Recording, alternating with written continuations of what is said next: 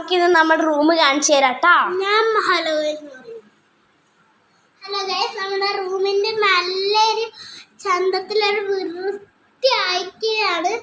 ഇവിടെ നമ്മൾ ഇന്നലെ വൃത്തിയാക്കിയതാണ്. കാണിച്ചു തരാൻ മറന്നുപോയി.